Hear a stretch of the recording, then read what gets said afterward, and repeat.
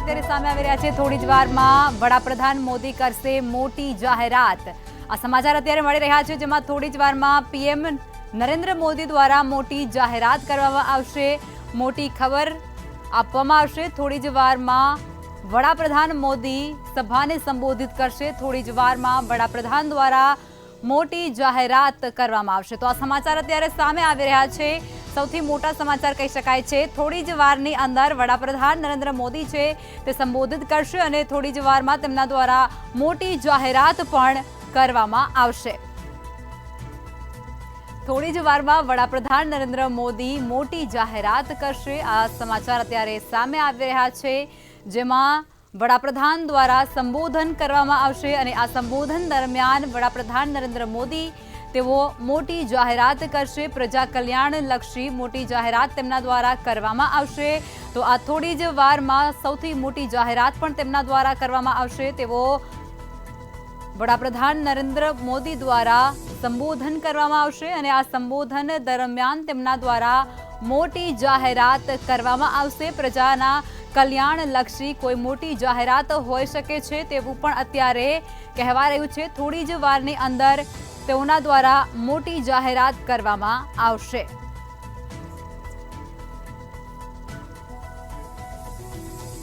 તો આ સમાચાર અત્યારે સામે આવી રહ્યા છે જેમાં થોડી જ વારમાં વડાપ્રધાન નરેન્દ્ર મોદી દ્વારા મોટી જાહેરાત કરવામાં આવશે। પ્રજાના કલ્યાણલક્ષી મોટી જાહેરાત તેમના દ્વારા કરવામાં આવશે તેવી માહિતી મળી રહી છે। થોડી જ વારમાં વડાપ્રધાન સંબોધન કરશે અને આ સંબોધન દરમિયાન તેઓ મોટી જાહેરાત કરશે।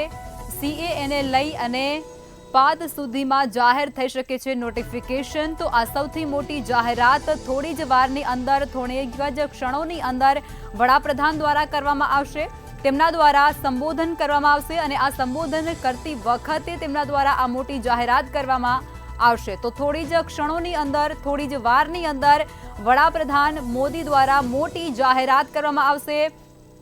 સીએએને લઈ અને મોટી જાહેરાત વડાપ્રધાન નરેન્દ્ર મોદી કરશે જેમાં સીએએને લઈ અને 5 સુધીમાં તેને જાહેર થઈ શકે તેવો નોટિફિકેશન પણ આપવામાં આવશે। નોટિફિકેશન બાદ સીએએ જે કાયદો છે તે લાગુ થઈ જશે। તો આ સૌથી મોટા સમાચાર અત્યારે સામે આવી રહ્યા છે। થોડી જ વારની અંદર વડાપ્રધાન દ્વારા મોટી જાહેરાત કરવામાં આવશે। થોડી જ ક્ષણોની અંદર આ જાહેરાત છે તે પ્રજા કલ્યાણ લક્ષી કરવામાં આવશે। થોડી જ વારની અંદર તેઓના દ્વારા સંબોધન કરવામાં આવશે।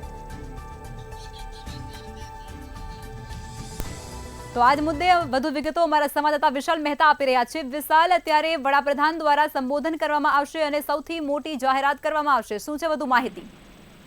ચોક્કસથી લખમાં જે રીતે સમગ્ર મામલો સામે આવી રહ્યો છે, છેલ્લા ઘણા સમયથી CAA લઈને ખૂબ જ મોટું ઘર્ષણ થઈ રહ્યું હતું અને એટલે કે જે રીતે એક રૂલિંગ પાર્ટી અને વિરોધી પાર્ટી બંને લઈને જે રીતે આ જે CAA નો નિયમ લાવવા માટે થઈને વિવાદો ઉભા થયા હતા। સાથે જ એવું પણ કહેવામાં આવ્યું હતું કે આ જે કાયદો છે તે ક્યાંક ને ક્યાંક નુકસાનકારક સાબિત થશે, પરંતુ તે તમામની વચ્ચે જ્યારે રાષ્ટ્રપતિની સામે આ મૂકવામાં આવ્યું અને જ્યારે તેને ખરડો પસાર કરવામાં આવ્યો ત્યારે આ તમામની બાબતે આખરે આ બિલ પસાર થયું અને તેની અંદર પોઝિટિવ રિપ્લાય મળ્યો હતો। પરંતુ આજે જે રીતે પીએમ મોદી તેમના સંબોધનની અંદર તે જણાવ્યું હતું અને ખાસ કરીને આજે રાત્રે તે CAA ને લાગુ કરી શકે છે, જેના કારણે અનેક લોકોને આ બાબતે ફાયદો થશે। એટલે કે લગભગ 6 દેશોના નાગરિકો છે તેને આના કારણે ફાયદો થાય તેવી શક્યતા છે। CAA જે કાયદાને લઈને વિરોધ પક્ષ સતત વિરોધ કરતું આવ્યું હતું અને તેને લાગુ ન થવા દેવા માટે અનેક પ્રકારના વિરોધો કર્યા હતા, પ્રદર્શનો કર્યા હતા અને સાથે જ તમામ બાબતને લઈને અત્યારે હાલમાં જે રીતે સમગ્ર મામલે જે નિર્ણય લેવાનો બાકી હતો, એટલે કે ઇલેક્શન, લોકસભા ઇલેક્શન પહેલા એક મહત્વપૂર્ણ નિર્ણય વડાપ્રધાન નરેન્દ્ર મોદી દ્વારા લેવામાં આવશે। ત્યારે થોડી વારમાં પીએમ મોદી પોતાના સંબોધનમાં આ CAA મુદ્દે એક મોટી જાહેરાત કરશે। જે રીતે CAA ની વાત કરવામાં આવે તો જી વિશાલ, જ્યારે CAA ને લાગુ કરવાની વાત કરવામાં આવી હતી ત્યારે ઘણા લોકો છે, નાગરિકો છે, તેના મનમાં ઘણા સવાલ એવા ઊભા થતા હતા કે કોને નાગરિકતા મળશે અને કોની નાગરિકતા છીનવાશે। તો એ મુદ્દે કોઈ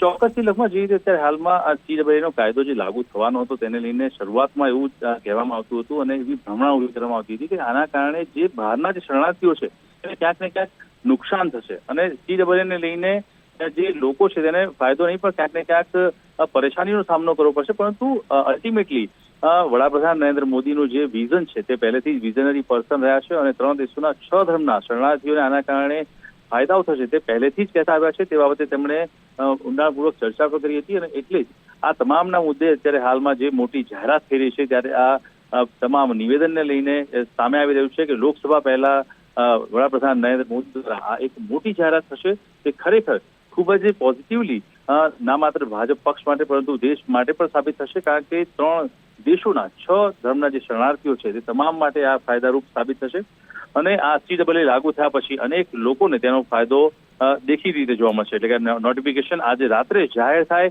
તેવી પ્રબળ સંભાવનાઓ સેવાઈ રહી છે અને જોવાનું એ રહેશે કે આજે જ્યારે નરેન્દ્ર મોદી લાઈવ થશે ત્યારે તેમના સંબોધનમાં તે શું જણાવે છે અને ત્યારબાદ આ CAA લાગુ થયા પછી જે ચિત્ર બનશે તે કંઈક અલગ જ હશે અને તે અનેક લોકોને ફાયદાકારક નીવડશે. અને આ બાબતે ખાસ કરીને જોવા જઈએ તો થોડી મિનિટોમાં જ વડાપ્રધાન નરેન્દ્ર મોદી સંબોધન કરી શકે છે અને સાથે જ જે આ CAA નો કાયદો છે તે અનેક લોકો માટે ફાયદાકારક પણ રહેશે.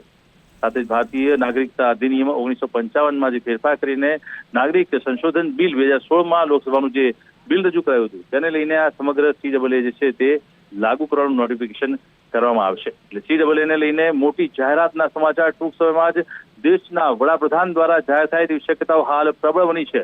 નરેન્દ્ર મોદી થોડી મિનિટોમાં જ ભાષણ કરશે અને ત્યારબાદ તેને લઈને જે સંબોધન છે તેમાં CAA લાગુ કરવામાં આવે અને આજે રાત્રે નોટિફિકેશન જાહેર થાય તેવી પ્રબળ સંભાવનાઓ ઊભી થઈ છે. આજે થોડી વારમાં જ વડાપ્રધાનના નિવેદનમાં જે પડોશી દેશોના જે ખાસ કરીને બાંગ્લાદેશ, પાકિસ્તાન, અફઘાનિસ્તાન અને લઘુમતી જે ધરાવતા દેશો છે તે તમામ દેશોના નાગરિકોને આના કારણે ફાયદો થાય તેવી શક્યતાઓ હાલ પ્રબળ બની છે. જી વિશાલ, જે પ્રમાણે ભારતીય નાગરિકો છે તે પહેલાથી જ ભારતીય નાગરિકતા ધરાવી રહ્યા છે તે લોકો પણ અસમંજસમાં મુકાયા હતા જ્યારે આ કાયદો લાગુ થવાની વાત હતી ત્યારે, પરંતુ હવે જે આ જાહેરાત કરવામાં આવી છે તેમાં સ્પષ્ટપણે દેખાય છે કે તે લોકોને કોઈ તકલીફ પડવાની નથી, ખાલી શરણાર્થીઓને આ કાયદામાં ઉમેરો થશે.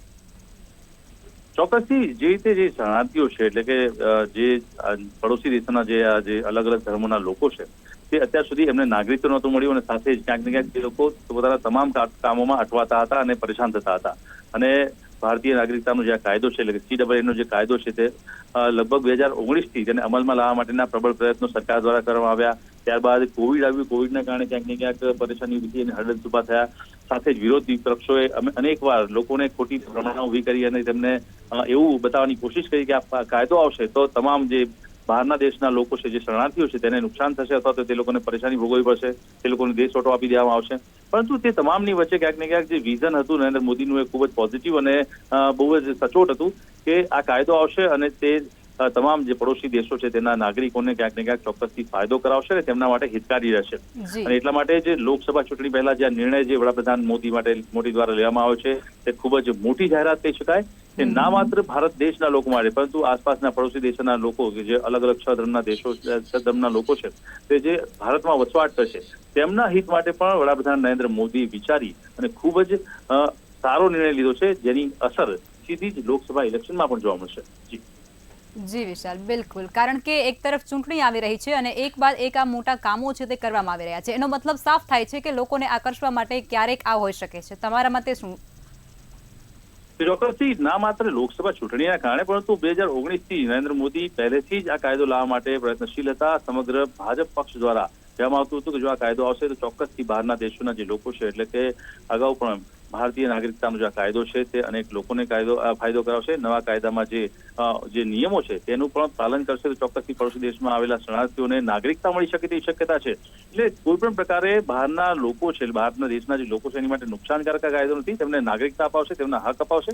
અને એટલા માટે જ વડાપ્રધાન નરેન્દ્ર મોદી જે વિઝનરી નેતા કહેવાય છે અને આજે વૈશ્વિક લેવલે તેમની ચાહના છે ત્યારે તે આજે આ મોટો નિર્ણય લેવા જઈ રહ્યા છે. તેમની જે સભાનું સંબોધન કરશે ટૂંક સમયમાં જ્યારે તેઓ સભા સંબોધિત કરવાના છે ત્યારે આ CAA ની જાહેરાત કરે તેવી પ્રબળ સંભાવનાઓ ઊભી થઈ છે. અને ચોક્કસથી ના માત્ર ઇલેક્શનને ધ્યાનમાં રાખીને પરંતુ લોકોના હિતને ધ્યાનમાં રાખીને પણ જે વડાપ્રધાન મોદી દ્વારા આ નિર્ણય લેવામાં આવી રહ્યો છે તે ખૂબ જ આવકાર્ય છે. અને આ નોટિફિકેશનના જાહેર થયા પછી હજારો લાખો લોકોને તેનો ફાયદો થશે. ખાસ કરીને પડોશી દેશના જે લોકો છે, અલગ અલગ ધર્મના લોકોને તેને સીધો જ ફાયદો CAA દ્વારા થઈ શકે છે.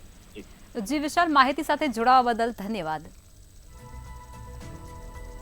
તો આ સૌથી મોટા સમાચાર અત્યારે સામે આવી રહ્યા છે. નોટિફિકેશન બાદ CAA કાયદો છે તે લાગુ થઈ જશે. ઘણા જે શરણાર્થીઓ છે તેને સીધો લાભ મળશે. 3 દેશોના 6 ધર્મના શરણાર્થીઓને નાગરિકતા આ કાયદા દ્વારા આપવામાં આવશે। ત્યારે થોડી જ વારમાં વડાપ્રધાન મોદી દ્વારા મોટી જાહેરાત કરવામાં આવશે। સીએએને લઈ અને મોટી જાહેરાત તેમના દ્વારા કરવામાં આવશે। ગૃહ મંત્રાલય સીએએને લઈ અને એક નોટિફિકેશન જાહેર કરશે અને આ નોટિફિકેશન જાહેર રાત સુધીમાં થઈ શકે છે તેવી સંભાવનાઓ પણ અત્યારે વ્યક્ત કરવામાં આવી રહી છે। ત્યારે નોટિફિકેશન બાદ સીએએ લાગુ થઈ જશે। ઘણા નાગરિકો છે જે શરણાર્થી તરીકે અહીં વસી રહ્યા છે ભારતની અંદર, તેઓને તેમની નાગરિકતા મળી રહેશે, જેમાં 3 દેશોથી પણ વધારેના શરણાર્થીઓ છે તેમનો સમાવેશ થઈ રહ્યો છે। 6 જેટલા ધર્મથી વધારે લોકો છે તેનો પણ આમાં સમાવેશ થઈ રહ્યો છે। પરંતુ આ સીએએને લઈ અને ભારતીય નાગરિકો છે તેની અંદર પણ ક્યાંક અસમંજસની પરિસ્થિતિ હતી, પરંતુ જે પ્રમાણે આ સીએએ કાયદો છે તે પ્રમાણે ભારતીય નાગરિકતા ધરાવતા લોકોને કોઈ પણ પ્રકારનો ફરક નથી પડવાનો।